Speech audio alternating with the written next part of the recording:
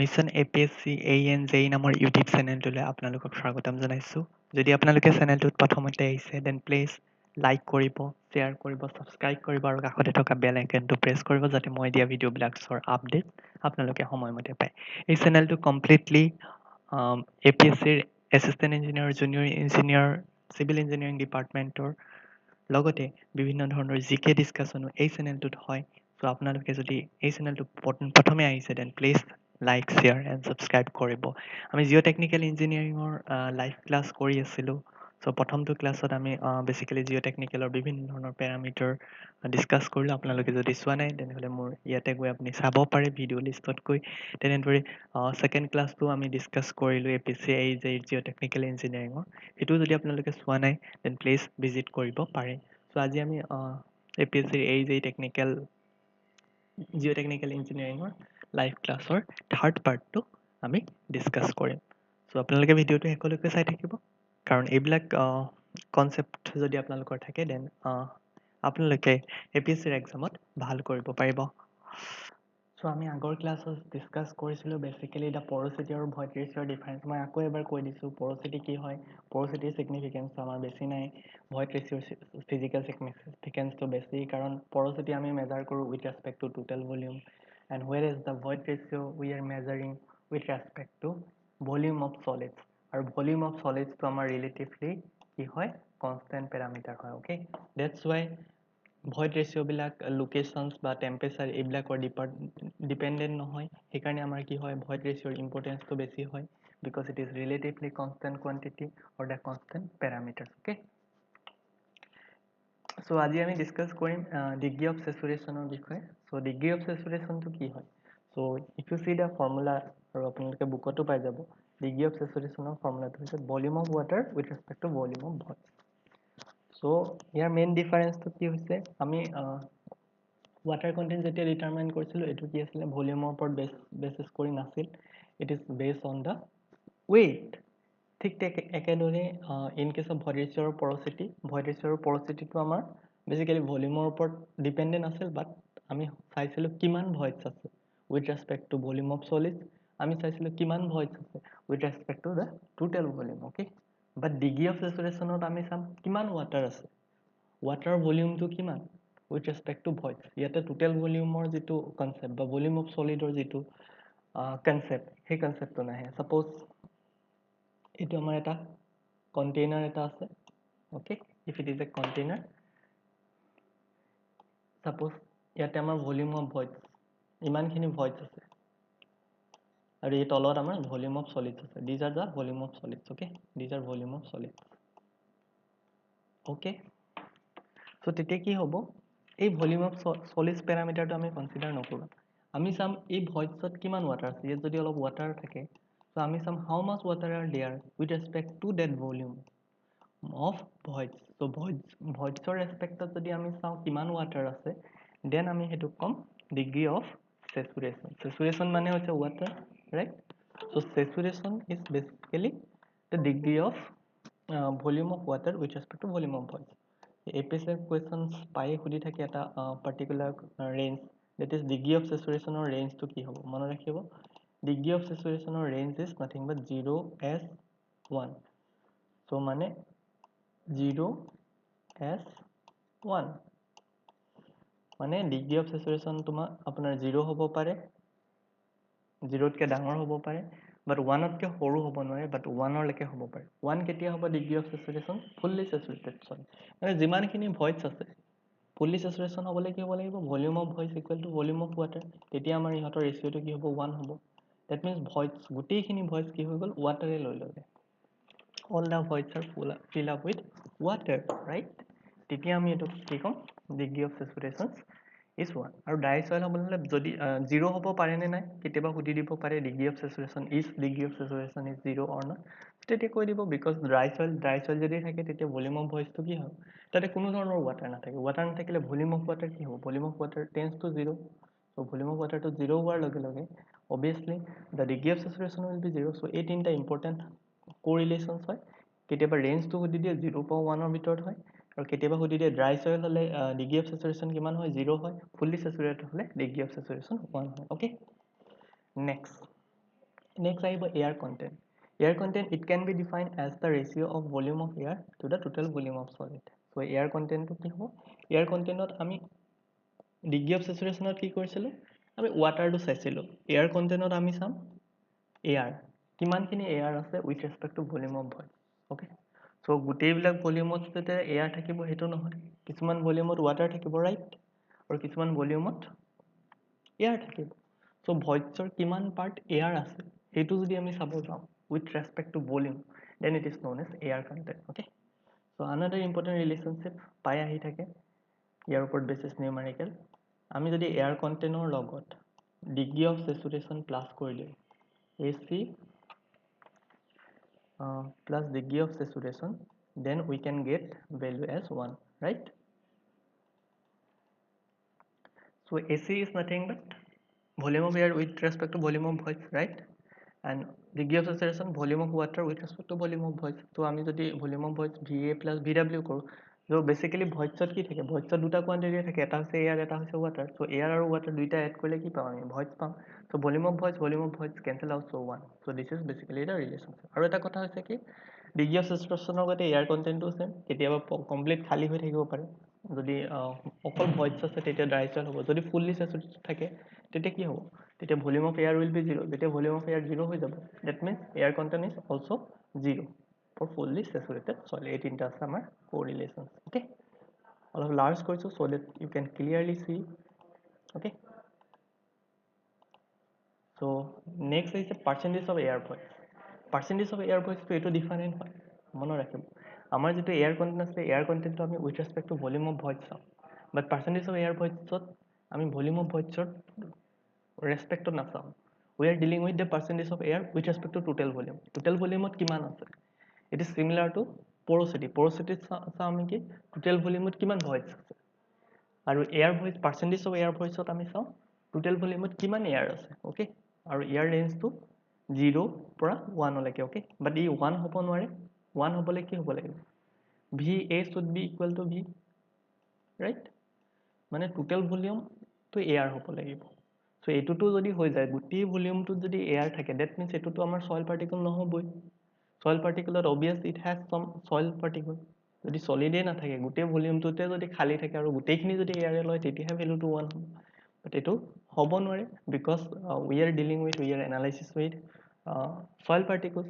So there is no such condition that volume of solids come into picture যদি এনেকুৱা এটা condition হয়। VA equal to V হলে volume of solid to ক'ত যাব? That means it is not a soil, it doesn't indicate the soil particles or doesn't indicate the soil parameters, correct? So our range to 0 Na plus 1, very very important. কেতিয়াবা সুধি দিব, can percentage of air voids is equal to 1? Then your answer will be no, because the maximum value যদি আমাৰ কি হয় volume of air যদি volume of volume total ভলিউমৰ সমান হৈ যায় তেতিয়া আমাৰ এয়াৰ কন্টেন্ট 1 হ'ব theoretically, but it is not possible because যদি গোটেইখিনি এয়াৰ গোটেই ভইড গোটেই টোটেল ভলিউমটো যদি অকল এয়াৰে থাকে তেতিয়াহ'লে আমিতো এইটোক সয়েল পাৰ্টিকল বুলি ক'ব নোৱাৰো, ৰাইট? নেক্সট কিছুমান ৰিলেশ্যনশ্বিপ আছে between Na and AC. AC is water content, Na is nothing but percentage of air void. So Na value to কি আছিল?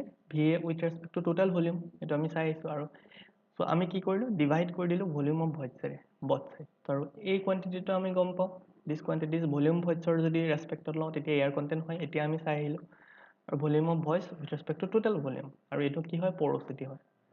So Na is nothing but AC into A. This is an important relationship. Okay, Na is equal to AC into N. So next আমাৰ আহিব unit weight or density. So unit weight আৰু density ক্ষেত্ৰত কি হয়? See, unit weight or density basically দুটা term আছে। যদি আমাৰ density ইউজ কৰে তেতিয়া আমাৰ ইউনিটটো হয় kg per meter cube। Okay, আৰু যেতিয়া আমি তাৰ লগত gravitation force multiplied কৰি দিও then our unit will be kilonewton per meter cube। Okay, so বহুত টাইপৰ unit weight আছে, so আমি প্ৰত্যেকটো টাইপৰে unit weighটৰ বিষয়ে এতিয়া আমি ডিসকাস কৰিম। Okay, so our first unit weight is a bulk unit weight. Okay, bulk unit weight is nothing but it is the ratio of the soil to the total volume of soil existing condition. Okay, gamma is nothing but W by V, that is kilonewton per meter cube, or rho is equal to M by V, that is kg per meter cube. Okay, it is basically weight by volume. আমি আগৰ ৰেশিও গিটা কি কৰিছিলো, আমাৰ ৰেশিও আগৰ ৰেশিও গিটা এনেকা আছিল ভলিউম বাই ভলিউম আছিল, water content two weight per weight আছিল। যদি আমি ওয়েটৰ লগত ভলিউম চাই দিও, সো আগৰ গিটা কি আছিল, ভলিউমৰ লগত ভলিউমৰ ৰিলেশন আছিল, নতুবা ওয়াটাৰৰ লগত ওয়েটৰ লগত ওয়েটৰ ৰিলেশনশিপ আছিল। বাট আমাৰ বাল্ক ইউনিট ওয়েটত কি হৈ গল, we have a relationship between weight and the volume, so দুইটাৰে মিক্স আপ হৈ গল।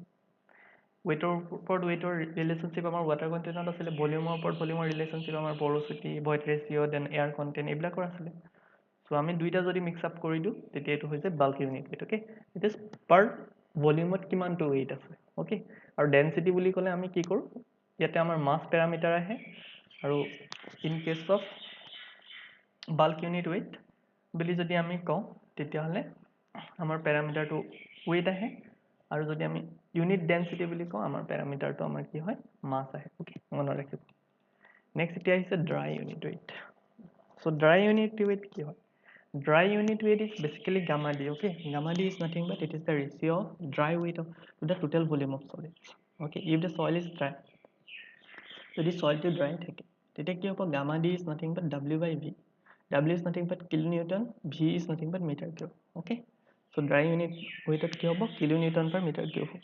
Okay,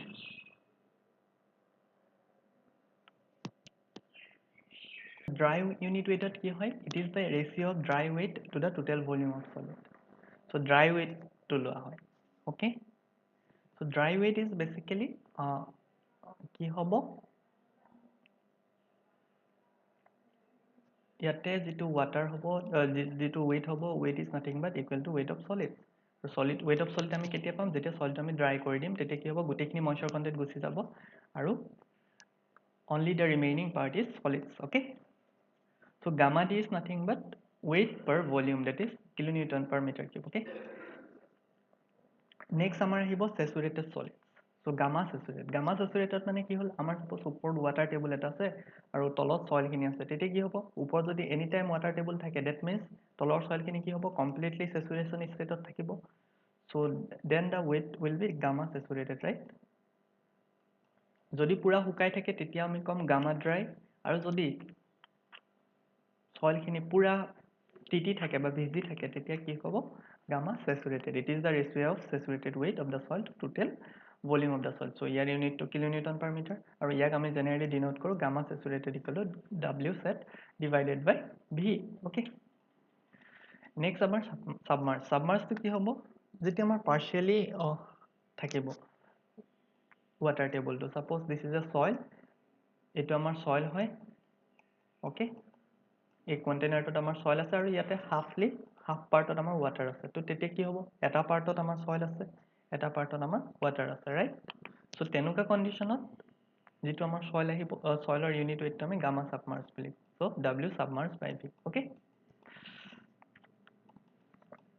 next submerged unit weight is also called buoyant unit force. কেতিয়াবা সুধি দিয়ে submerged unit weight or আনটা নাম কি, buoyant force. Okay, submerged unit weight is based on the principle of Archimedes. Archimedes principle ওপৰত ভিত্তি কৰি পেলাই আমাৰ কি হয়, submerged unit weight calculate কৰা হয়।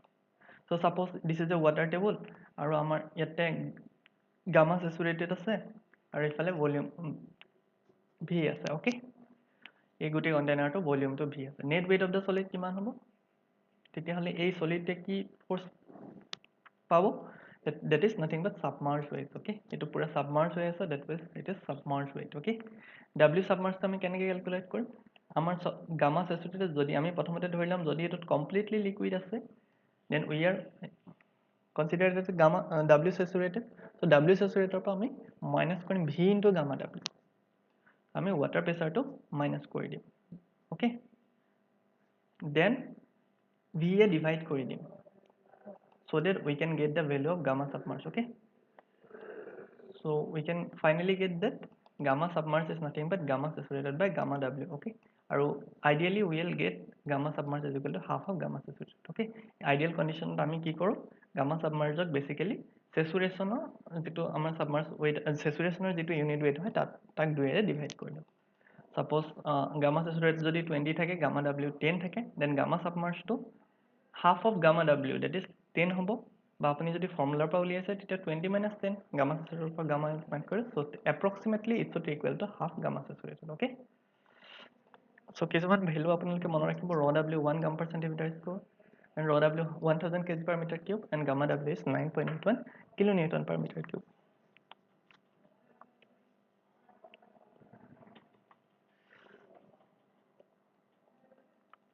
Next we have unit weight of solids. Unit of the solids is gamma s. Okay, so it is the ratio of the weight of solid to the volume of solid.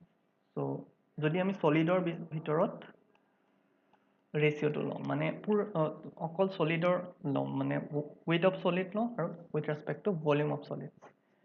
So আমি জানো irrespective of location weight of solid cannot be sensed. Weight of soil can be sensed, but weight of solid cannot be sensed. তেনেকৈ volume of solids cannot be sensed with respect to locations. So both are not changeable. So gamma sense S is relatively constant quantity. So next আমি চাম এটা basic sequence পাই এক্সামত সুধি থাকে যে কোনটো সবতকে ডাঙৰ হয়। মনত ৰাখিব গামা স্যাচুৰেটেডটো সবতকে ডাঙৰ হয়। তাৰ পিছতে যেতিয়া ওৱাটাৰটো ফুল্লি সাবমাৰ্জ হৈ থাকে, দ্যাট ইজ গামা স্যাচুৰেট। তাৰ পিছত আহিব গামা বাল্ক, যেটো ৰিয়েল ফিল কন্ডিশনত পোৱা যায়। তাৰ পিছত আহিব গামা ডি, ড্ৰাই কন্ডিশনত পোৱা যায়। তাৰ পিছত আহিব gamma submerged. So the sequences মনত ৰাখিব, সবতকে ডাঙৰ gamma saturated, gamma solids, then we'll go for the next large quantities gamma saturated, then next large quantities gamma bulk unit, তাৰ পিছত আহিব gamma d, gamma submerged। সবতকে ডাঙৰ আমাৰ gamma solids and সবতকে সৰু আমাৰ gamma submerged। এই সিকুৱেন্সটো কেতিয়াবা MCQ ত সুধি দিয়ে। সো সেইখিনি আছিল gamma sub related. In the next video we'll go try to discuss about specific gravity.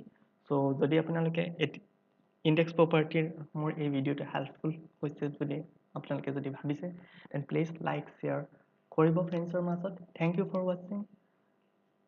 Thank you.